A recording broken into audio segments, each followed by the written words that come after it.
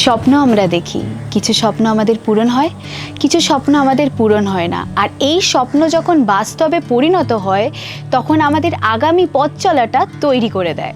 সামান্য চাকরিজীবী থেকে তিনি নিজেকে সবার থেকে আলাদা ভাবতেন, কারণ তার লক্ষ্য ছিল সেই উচ্চতা ছোঁয়া, যাতে মানুষ তাকে নতুনভাবে চেনে, তিনি নতুন পরিচয় তৈরি করতে পারেন।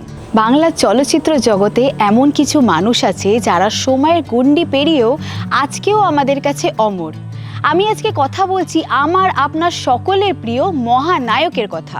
জন্মসূত্রে তার নাম ছিল অরুণ কুমার চট্টোপাধ্যায়। তিনি তার অভিনয়, অনবদ্য ব্যক্তিত্ব আর মুগ্ধ করা হাসি দিয়ে কোটি মানুষের হৃদয় জয় করে নিয়েছিলেন। তাকে বলা হয় মহানায়ক। তিনি শুধু নায়ক নয়, তিনি বাঙালির আবেগ, গর্বের প্রতীক। তার প্রথম পথ চলা দৃষ্টিদানের সাপোর্টিং রোলে, তারপর বক্স অফিস হিট বসু পরিবার দিয়ে। প্রত্যেক শিল্পীরই স্বপ্ন অ্যাওয়ার্ড পাওয়া, সেটা বাস্তবে রূপান্তরিত করা বড়ই কঠিন। তবে তিনি তার স্ক্রিন প্রেজেন্স দিয়ে বা দর্শকের ভালোবাসা দিয়ে ধীরে ধীরে পৌঁছালেন তার লক্ষ্যে, পেলেন ন্যাশনাল অ্যাওয়ার্ড।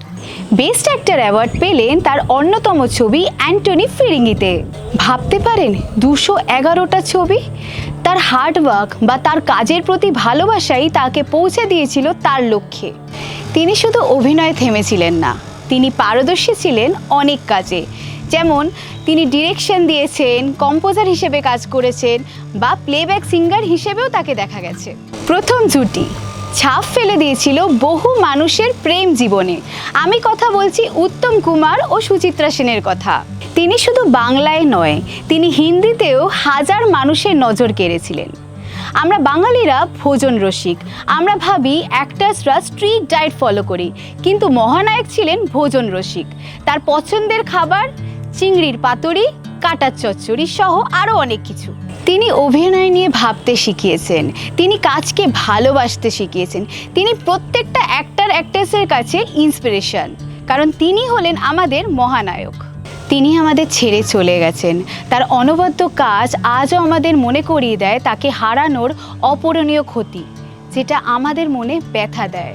যখনই আমরা টিভির পর্দায় দেখি তার মুগ্ধ করা হাসি আজও যেন উজ্জ্বল বলে মনে হয়। লেন্স কথা টলির তরফ থেকে তার এই প্রয়াণ দিবসে জানাই শ্রদ্ধাঞ্জলি। লেন্স কথা টলি দেখতে থাকুন, লাইক করুন, কমেন্ট করুন, শেয়ার করুন আর সাবস্ক্রাইব করুন।